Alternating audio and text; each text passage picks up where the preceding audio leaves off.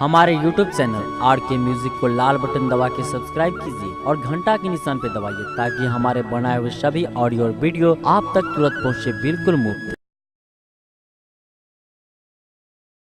Presented by RK Music।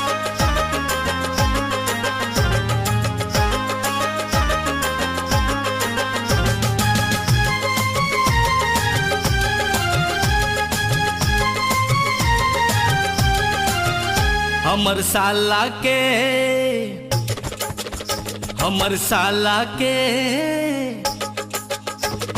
साला के lovely बहिन, हमर साला के लवली बहिन लागेलू होलिया में बड़ा नमकीन, लागेलू होलिया में बड़ा नमकीन। हमरो इच्छा पूरी कैदा अपन जवानी रानी हमरा देदा, खेलब कैसे होली तहरा बिन लागेलू होलिया में बड़ा नमकीन, लागेलू होलिया में बड़ा नमकीन।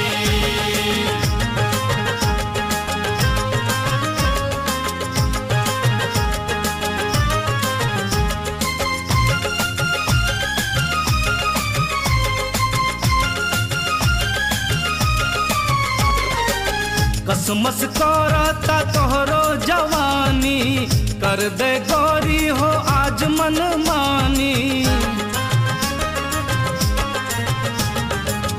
कसमस करता तोहरो जवानी, करे दा गोरी हो आज मन मानी। बारू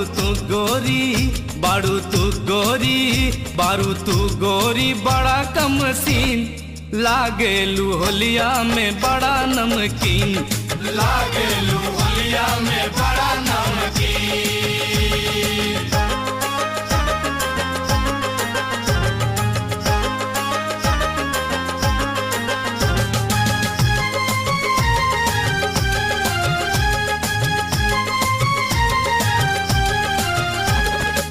सहटी के आबा होली है होली, तारे ऊपरे हो भीग जाए चोली। सहटी के आबा होली है होली, तारे ऊपरे हो भीग जाए चोली। कबले आई होली गानी ला दिन, लागेलू होलिया में बड़ा नमकीन, लागेलू होलिया में बड़ा नमकीन।